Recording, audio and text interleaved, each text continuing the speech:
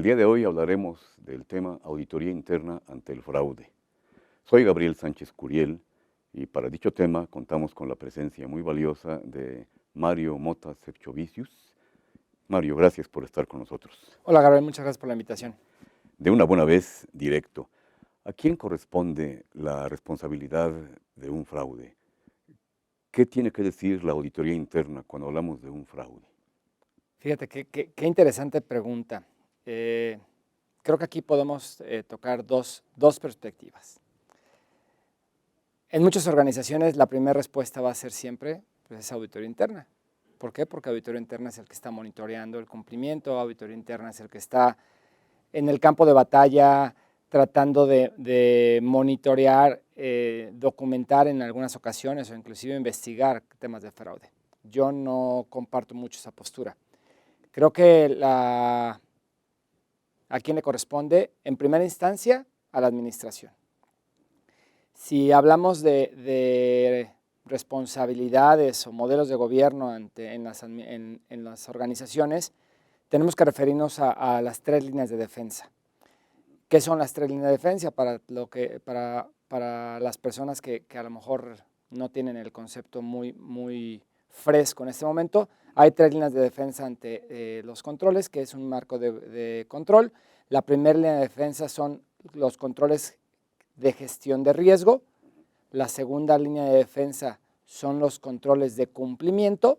Y la tercera línea de defensa son los controles de aseguramiento del riesgo.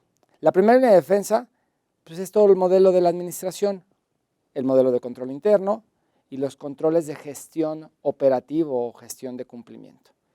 Ese 100 a 100 es responsabilidad de la operación de cada uno de los dueños de proceso en todas las funciones operativas y de abajo hacia arriba operativas y estratégicas, donde vamos midiendo cómo va el negocio y en qué entorno se desenvuelve, cómo se está, si la directriz que sigue la administración es la correcta y es la que está comprometida con los consejos de administración propios en cada organización. La segunda línea de defensa, que son los controles de cumplimiento, son aquellos, también están asignados a dueños de proceso, pero a un nivel en donde pueden ver si los indicadores van teniendo su cumplimiento específico para prevenir un riesgo sobre la tolerancia definida por la administración, sobre los indicadores de desempeño para el cumplimiento o para contribuir al cumplimiento de los objetivos, pero son otra vez de la administración. La segunda línea, perdón Mario, ¿actualiza los controles?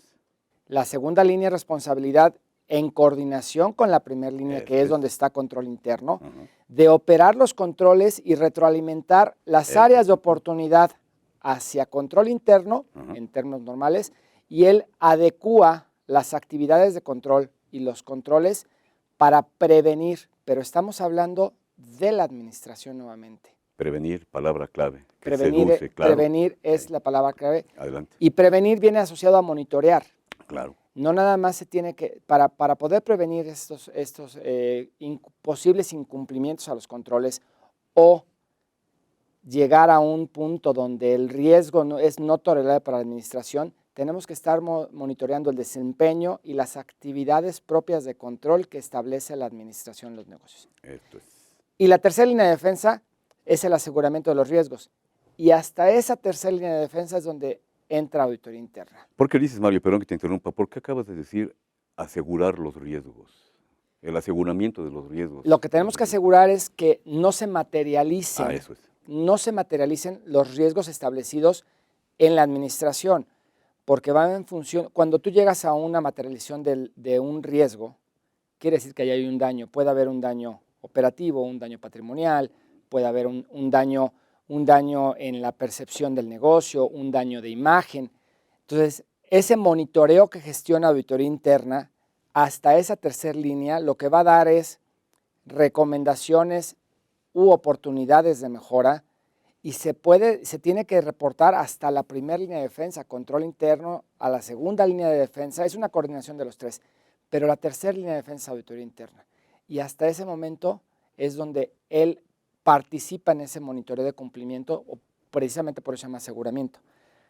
Por eso yo no comparto que la responsabilidad de el tema de fraude siempre en algunas organizaciones se lo quieren imputar al área de auditoría interna. Pareciera que así es, ¿verdad? Yo con frecuencia escucho que cuando sucede un mal manejo o un manejo indebido, no falta quien diga, ¿y dónde estaba auditoría interna?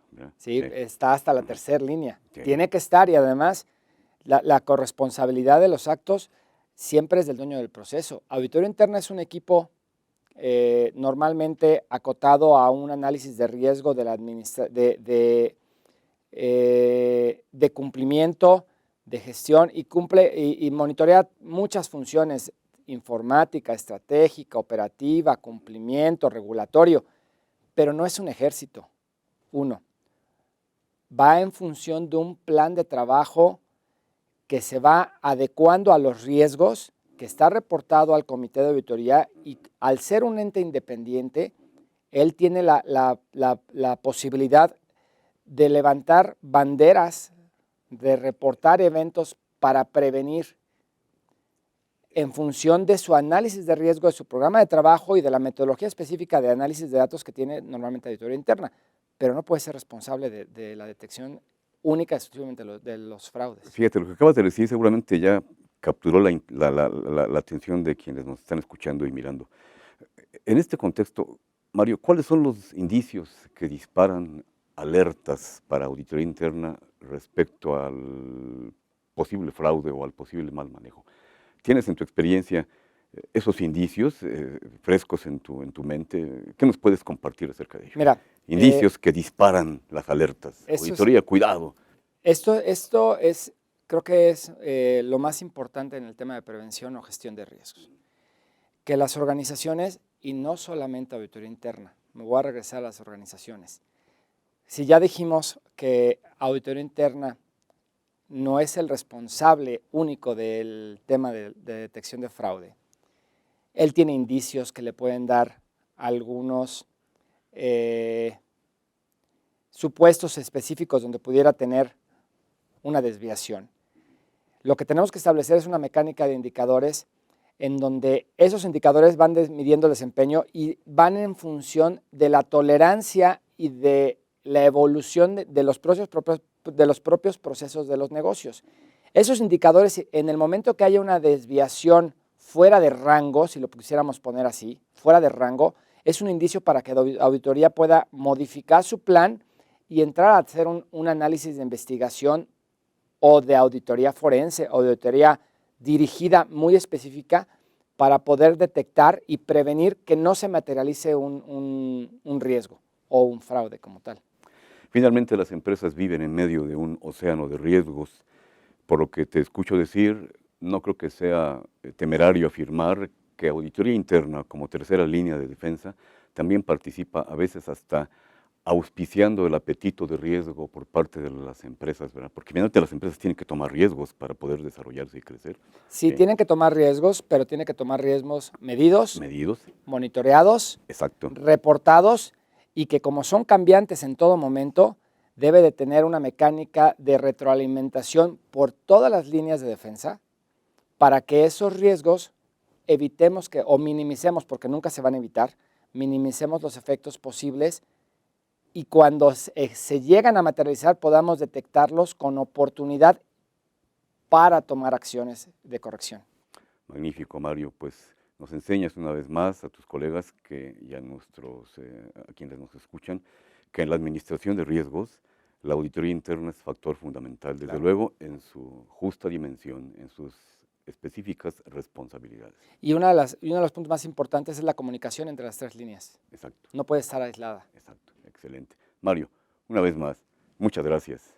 Abel, un placer y de verdad muchas gracias. Hasta pronto.